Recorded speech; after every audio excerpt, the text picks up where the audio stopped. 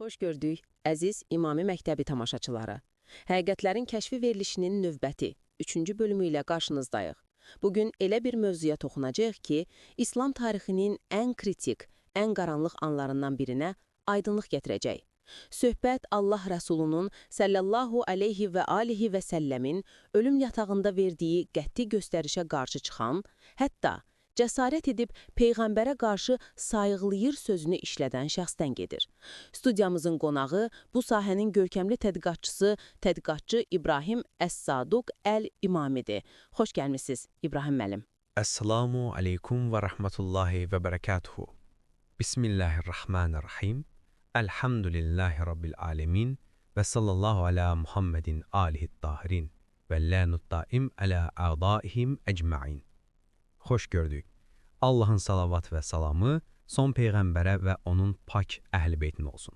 İbrahim müəllim, sual kəskin və qətidir. Əhli sünnənin özünün ən etibarlı saydığı mənbələri Səhih Buxari və Səhih Muslim bizə sübut edir ki, Peyğəmbər sallallahu aleyhi və alihi və səlləm vəfatından az əvvəl kağız qələm istəyir ki, sizə elə bir yazı yazım ki, əbədi olaraq azmayasınız, lakin bir şəxs buna mane olur.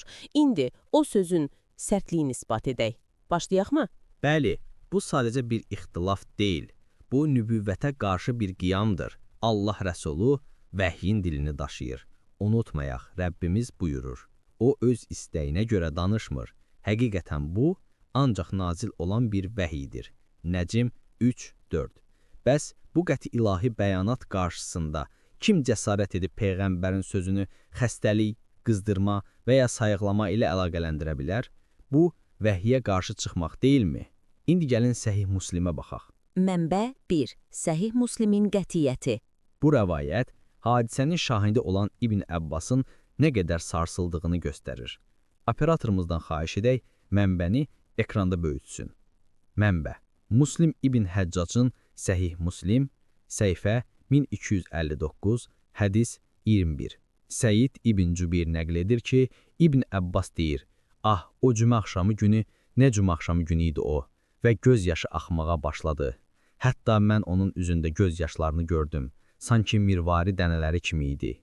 İbn Əbbas dedi, Rəsulullah buyurdu, mənə kürək sümüyü və qələm gətirin. Sizə elə bir yazım ki, əbədi olaraq azmayasınız. Buna görə yanındakılar dedilər, həqiqətən Rəsulullah sayıqlayır. Diqqət, mənbə qəhdidir. Yanındakılar dedilər, həqiqətən Rəsulullah sayıqlayır. İbn Abbas bu hadisəyə nə cümə axşamı günüydü o, deyə ağlayır. Bu sadə bir söz deyil. İbrahim müəllim, bəs Buxari bu məsuliyyətdən necə yayınmağa çalışır? Mənbə 2 və 3. Buxarinin gizlətmə təşəbbüsü.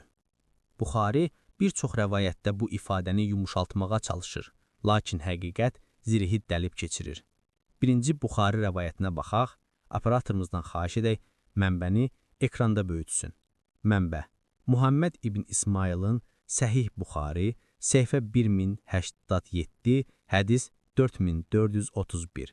Bəziləri dedilər, Peyğəmbərə nə oldu, sayıqladı, soruşun ondan və o sözü təkrar etdirmək istədilər. Görürsünüz, kimin dediyini gizlətməyə çalışaraq bəziləri deyir. Lakin bu yumşaltma birazdan görəcəyimiz kimi Ömərin adının açıq çəkildiyi rəvayətlərdə tamamilə fərqli bir sözlə əvəz olunur. Niyə? Çünki əsl günahkarın adı gələndə sayıqlama sözünü işlətməyə cəsarət etmirlər. İndi görün, Ömərin adının çəkildiyi Buxari rəvayətinə diqqət edək. Bu isbatın zirvəsidir. Mənbə, Muhammed İbn İsmailin Səhih Buxari, səhifə 41, hədis 114. İbn Əbbas rəvayət edir ki, Peyğəmbər sallallahu aleyhi və alihi və səlləm ağrıları şiddətlənərkən mənə yazmaq üçün bir şey gətirin deyə buyurdu. Ömər dedi, Peyğəmbərin ağrıları şiddətlənmişdir, bizim əlimizdə Allahın kitabı var, o bizə kifayət edər. Bu vaxt əshabələr arasında ixtilaf düşdü, səs-küy qalxdı və Peyğəmbər sallallahu aleyhi və alihi və səlləm onlara buyurdu, qalxın yanımdan, mənim huzurumda mübahisə etmək olmaz.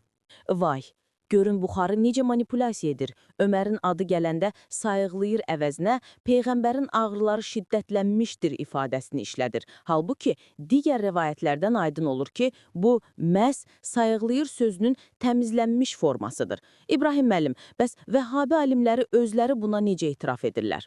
Mənbə 4. İbn Teymiyyənin məcbur qalmış etirafı. Bu hədisənin isbatında əsaslı sübutdur.